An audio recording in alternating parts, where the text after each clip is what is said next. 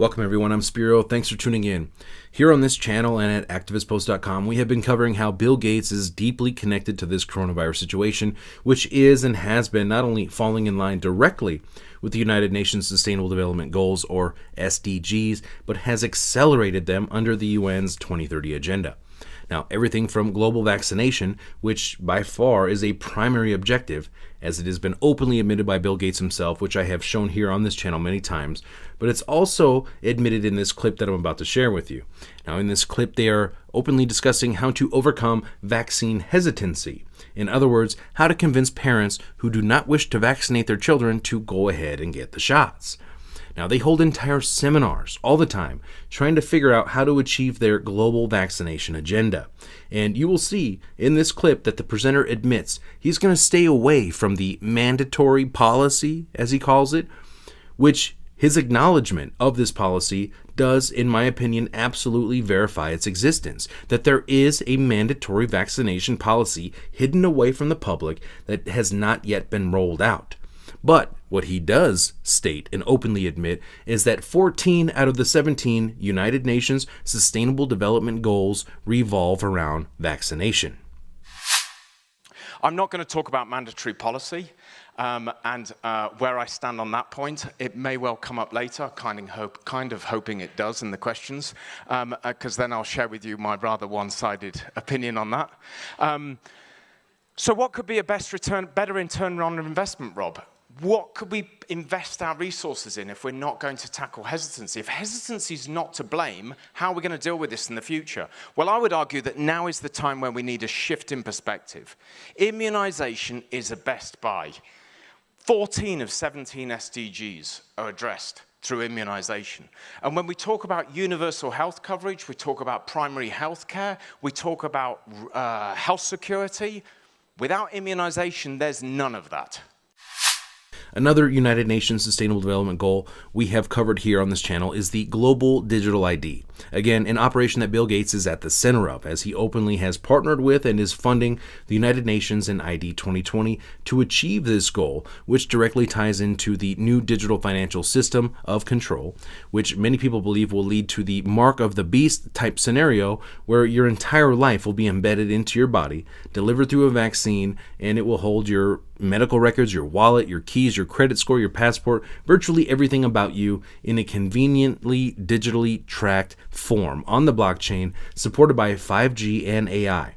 Now, for more information about this, please see my previous reports. I have covered it in detail with documents and facts to back it up.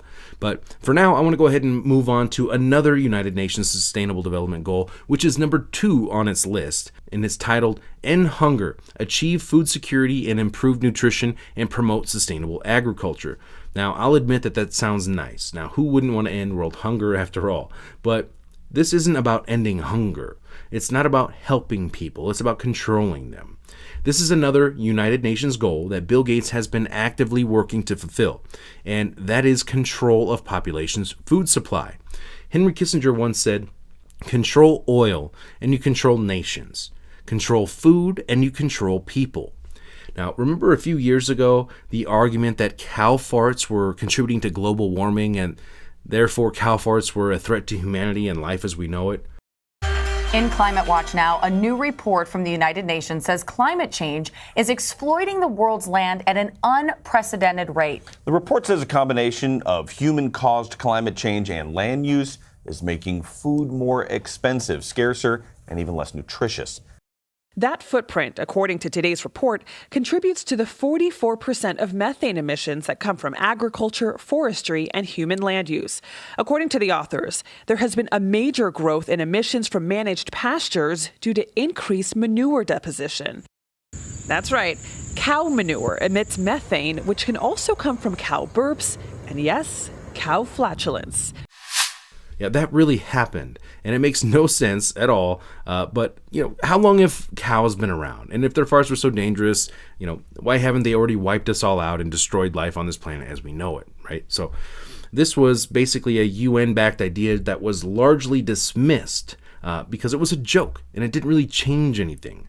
But the agenda remains, and now we have this virus, which is being blamed for the systematic shutdown of the global food supply chains, including major meat processing plants and distribution centers, causing major disruptions in the food supply chain.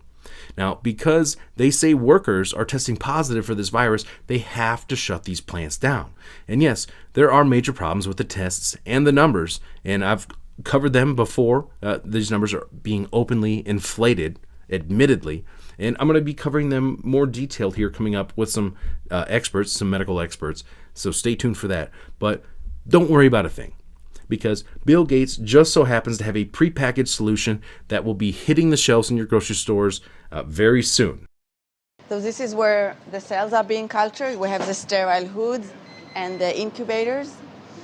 The cells the professor is referring to are from cows. She and her team are mimicking the cell's growing environment inside bioreactors. The goal? Generate tissues that ultimately form a steak.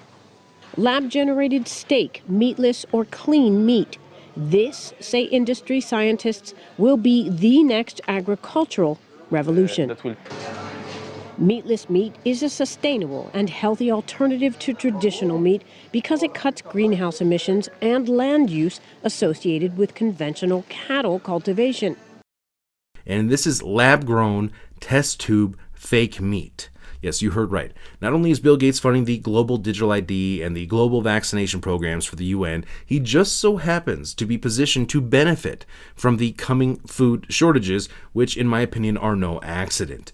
Now, Gates, through his lab-grown meat and his major push for GMOs globally, is actively pursuing a lightly veiled power grab on behalf of the United Nations to control the world's food supply, which were pre-existing plans hidden within the UN 2030 Agenda and Agenda 21, which both met resistance. But now these plans are being fast-tracked under the guise of this emergency response to this global health pandemic, which has all of the signs of a premeditated, manufactured crisis, which is blanketed, which is covered with the fingerprints of Gates, the United Nations, and a global governance takeover plan, which we are witnessing unfold right before our eyes right now.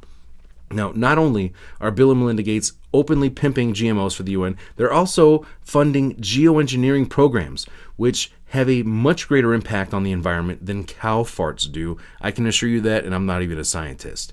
Now, I hope you're beginning to see how that the climate change agenda is not really about saving the planet from humanity.